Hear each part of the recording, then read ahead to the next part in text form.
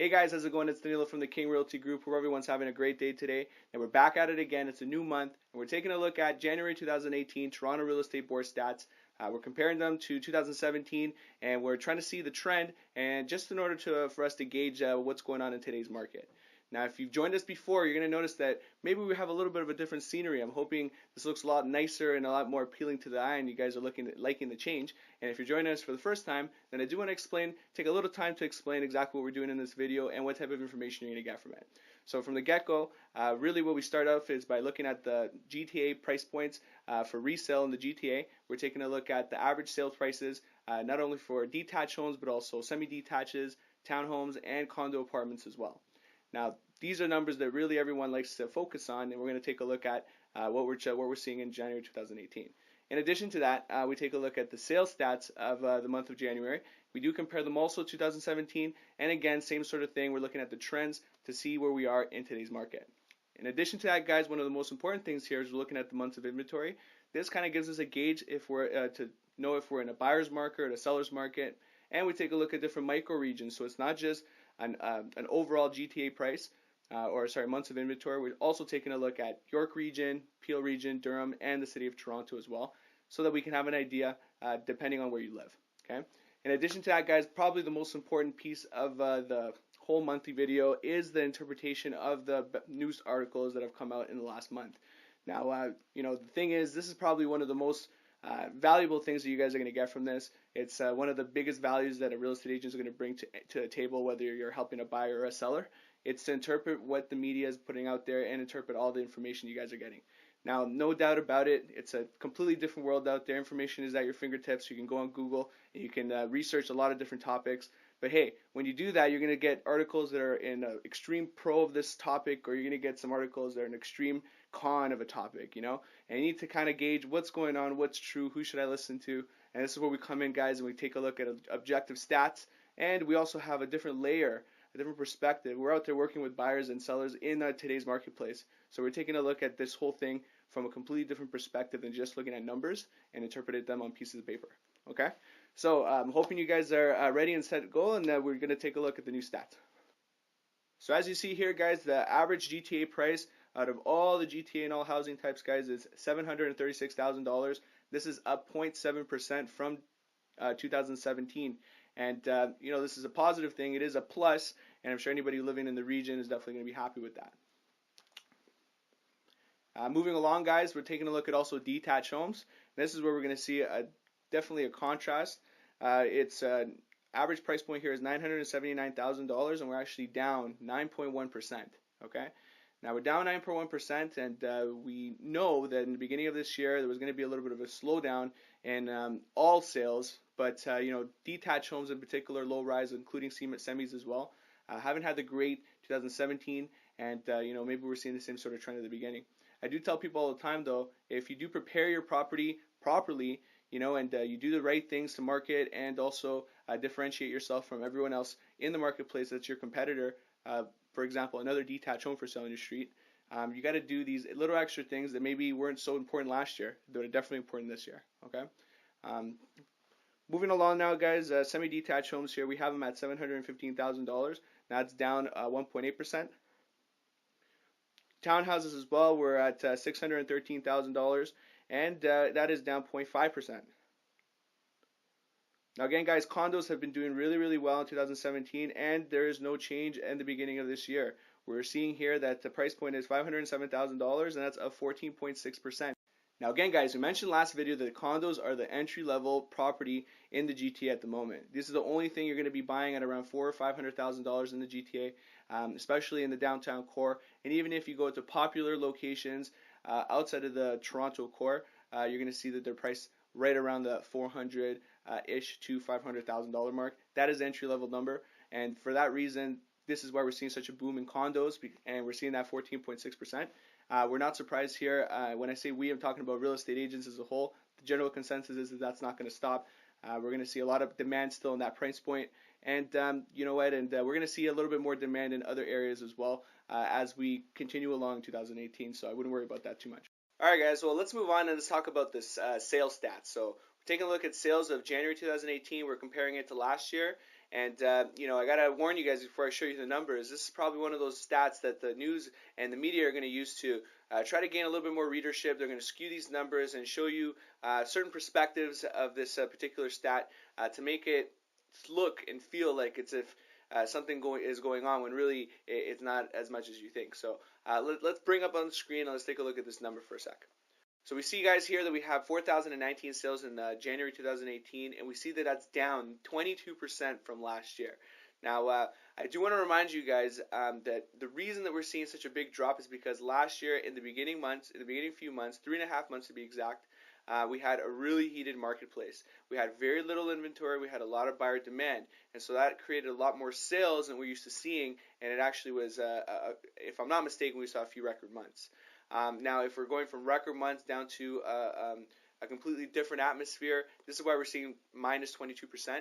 Obviously in the first 3.5 months we saw a lot of activity, but what stopped it really was policies put in place by the Ontario government. And since then we saw a completely different change. Low-rise properties were going down in price, and sales activity definitely dropped. And so we're comparing to record numbers, guys. January last year we had a lot of sales, and it seems like we have very little sales this month, but it's not the case. There's actually a little detail that we're omitting here, and a lot of news probably is going to be omitting this, is the fact that we actually don't have that many new listings in the month of January either. It's actually the lowest in the last 10 years. And that shows me that when we're not addressing supply, demand is going to come in and actually push and pressure our prices up higher, guys. And this is what I think, and not just me, guys. A lot of real estate professionals are predicting the same sort of thing, that because of supply issues, we have a lot of demand in our marketplace. There's not a lot of listings the way that we're used to seeing them, and so as we mix those numbers together over the next few months, we're going to see that that's going to push up the pressure and bump up prices into 2018 going forward. Now we're going to see, are we going to see plus 10% in appreciation? I don't know about that. Maybe we're going to see a little bit more scalable growth when it comes to sales and when it comes to increase in prices. Okay, so that's the sales stats, guys. I want to make sure I spend a little time to talk about that so you guys are fully understand. Now let's move on, guys. We're going to talk about months of inventory now, and again, that is for us to gauge whether we're in a buyer or seller's market. We're going to take a look at the different regions. So the first one coming up, guys, is the Toronto market, and let's pull that up on the screen. So as you see, in the Toronto market, we're at 2.28 months of inventory. If you remember, guys, that means that we are in a seller's market. There is more competition definitely in our marketplace, but if you differentiate yourself and you do the right marketing, this is what we do, we definitely still get good sales in the Toronto region. Okay. Now, again, location, all those things still matter, but if you do the right thing, you should be able to do really well. Moving on, let's take a look at Durham, guys. We're at 2.5 months of inventory. Similar, but still some properties are on the market a little longer here in the Durham region.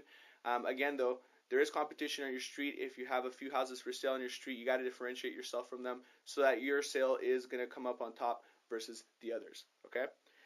Moving on to the Peel region, guys, we have 2.47 months of inventory, very similar to Durham, and a similar story as well. Still, you're in the seller's market technically, and that means that if you do things correctly, you can still come out on top when you're selling your property. As for buyers, again, still more options in the marketplace, and you're able to put in conditional offers, and it's still happening for you guys.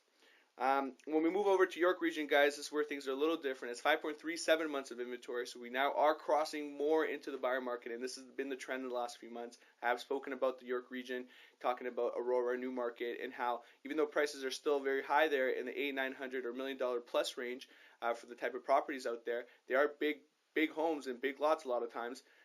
Those are where you're going to see a little bit of deals, or you're going to see where prices are a lot lower than what some people might have bought in last year or a couple years ago. Now, if you're going to get a property for a few $100,000 less, I think that's an opportunity, and I think that it's only a temporary thing that we're going to see York region in this position. I think in years to come, if you're owning property for 5 or more, or even 10 or more years, you're really in the green when it comes to GTA properties. Okay, so don't forget that, guys. Now, moving forward, guys, let's talk about some of the news topics, or some of the most important topics, I guess, of January 2018. The first and foremost, we're talking about the B20 regulations. This is the mortgage stress test that's now in place. So what we have noticed is that obviously the purchase power of our buyers has definitely dropped So that was not a surprise, though. We knew that that was going to happen. About 15 to 20% in drop of purchase power last year versus this year because of this new stress test. Okay, now if you want to get more details on that, you can look at my video from last month. It talks a little bit more detail of how it all works. Or if you can reach out to us, we'll explain to you how it affects you in particular, because everybody's individual situation is different. Okay. Having said that, guys, we are in 2018. I am working with buyers, and so is our team, and these people are still getting approved. Now, granted, we are getting approved for a lot less than we would have maybe last year, but look, there's still properties on the marketplace. What I'm trying to say is this is a positive thing here. Buyers are still in the marketplace buying. Okay, maybe we're not buying the same thing we would have bought last year, but we are still in the marketplace. We have shifted what we're buying. We're not stopping the purchase process. We're just shifting what we can purchase. Okay, and so that's a very, very strong message I want to send out to you. Whether you're a buyer or a seller, things are still moving out here, and if anything, I see an increase in that in the marketplace. So I mentioned to you guys that we do have a different perspective here. We are working with buyers and sellers in the marketplace today, so we see a little bit of a different view than maybe some of the media. And the media does get some of this information a little bit later as well, so they're reporting on things that happened in the past. I can tell you right now there are multiple offers in the Toronto region. I can tell you that they are working. Some people are selling in multiples. Maybe they're not getting 10 buyers out there like they were last year, but maybe they're getting 2, 3, or 4, right? And that's still going to be beneficial to the seller. I do see that happening. Now, I'm not saying that that's going to be the trend going forward the next few years. I'm not saying we're going to go back to how it was last year, but it is happening, guys, okay? That means the buyers are out there. They are competing for the best properties on the market. And what I like to do is if I'm listing a property, I want it to be the best property on the market. If there's 10 properties in the neighborhood, I want mine to be the best. When you go look at all of them, I want them to say, oh my God, this is the one that I want to buy. And that's the position I want to put my sellers in, okay? Now, guys, this is all I wanted to talk about today. I wanted to say that it's a strong market. We're going to see continued growth in 2018. I'm already seeing it. We're moving into the spring market, and so as a buyer, I like to get going just before the spring market to see if we can beat out some of the other buyers. And if you're listing, you want to be right in the heat of the spring market so that you can get the most attraction possible. And those are kind of the advices that I'm giving my two groups of people. Okay. Again, guys, thanks so much for viewing. If you know somebody out there that's maybe looking to get this type of information, please go ahead and share this. Send the video over. All the buttons, I'm sure, here are somewhere. We got this on Facebook and YouTube, and so I'm sure it's very accessible to everybody. Share the video and show it to everybody that you might think that is interested in watching this sort of stuff, guys. Again, I'm hoping you're liking the production. It's a little bit different now. We're upgrading here. We're making things a little bit more professional, and this is what we're going to do going forward. Thanks again, guys. You have a great day, and talk to us soon.